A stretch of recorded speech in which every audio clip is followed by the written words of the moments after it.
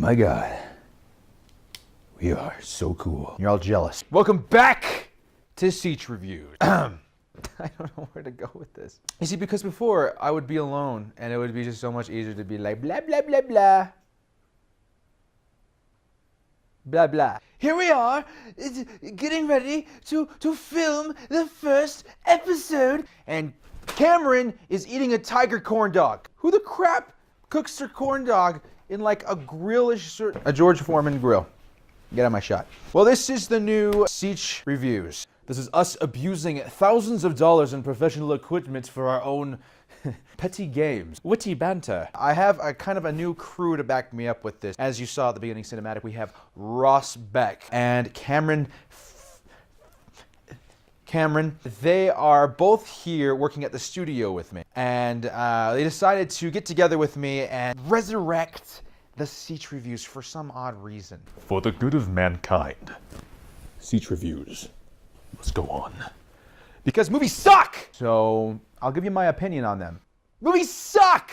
There's a lot of movies that just suck! So this is kind of the reboot. So if you guys can forget everything that you've seen, just throw it out the door. We're starting over, fresh slate, new cinematic, new explosions, my head's on fire, and we can continue on with the bashment of Hollywood. First review, we've got... First review, we have... First review. If you guys use all three of those takes, I'm going to be very sad. First review, we have The Three Musketeers, starring Orlando Bloom and Mila. And then these other people that I don't really remember. The main guy with the beard, I remember seeing him in a little movie called Pride and Prejudice. He was very convincing. There are several things wrong with this movie, beginning with the story itself. And this is something that I want to make sure you guys know. Me and my crew, we are somewhat of a professional film crew. We have somewhat of an opinion from the industry's point of view. We have our kids' side that's just, oh, it's a movie. I'm so excited to go see the movie. Look at the dinosaurs, Mom. But from a professional standpoint, there's some movies where it's just like, oh, it's a movie. Look at the horrible cinematography, Mom.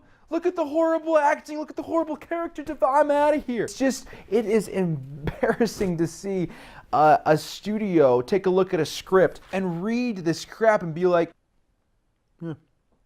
This is something that should be recognized early in the film business. If you don't have a good script, then why are you making the movie? Why would you spend millions of dollars on a script that's poop? A script that's poop. That was hard. Disney's the people that put together The Three Musketeers, right? The new one? Yeah. That was Disney. Now, our friends at Disney immediately see, what was it, Jerry Bruckheimer?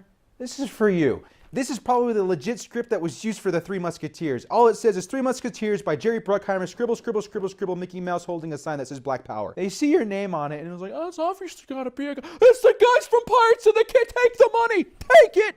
Take the money! They're gonna make a great movie! These new filmmakers just grab them as armloads as much as they can. They go running off to the studio, and they're like, poof.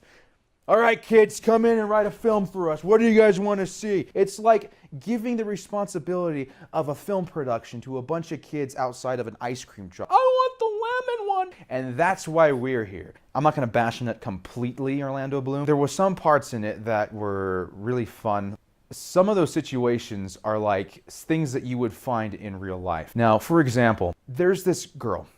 And she represents everything I hate about high school dating lives. She, from the very get-go, is a huge... The very first scene you see with her, you've got the main character, sword fighting. There's a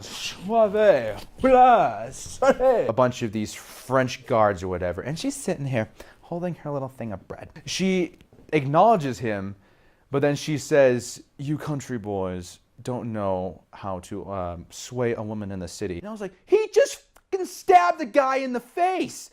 If that's what guys gotta do nowadays to get your attention, then I'm out. I'm out. It was ridiculous, the measures that this poor kid had to go through to win this girl over. And finally, there comes a point in the movie where she's like, what am I gonna do? I'm in big trouble with the queen. There's that kid.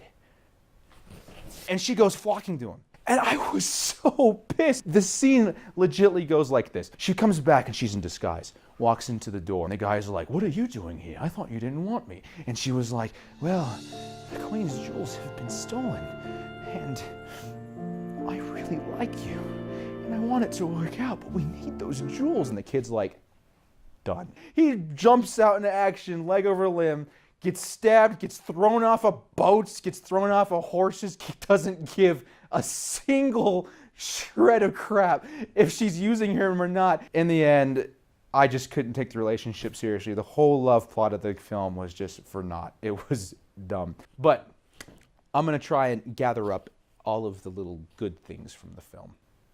There was floating ships, and some of the carpet and drapes were nice. There was why did you cast Orlando Bloom? For the love of God, that is the worst decision any studio could make for an antagonist. The entire film that he was trying to be the bad guy, I was sitting here like, try not to ruin the experience for the 4-year-olds next to me. He had this like swivel mustache that you would expect to see on a douchebag. He had this suave. He thought he was the king of the universe. It was laughable. It really was laughable. Try to say the word bubble the angriest way you can. Bubble! That is the kind of villain I portray Orlando Bloom as. He's just too damn cute. Okay, we're moving on. We're moving on. Orlando Bloom, bad idea. Bottom line. Bad idea, bottom line. But overall, I'm going to go ahead and rate The Three Musketeers a 5 out of 10. It was lacking a lot of character development. There was too many holes in it. If you're going just to make out for film, go to Three Musketeers. You will not miss anything. Make sure to catch the next episode of Seach Reviews, where I'm going to be reviewing something a little bit different this time. It's actually a video game. We'll see you at Jurassic Park.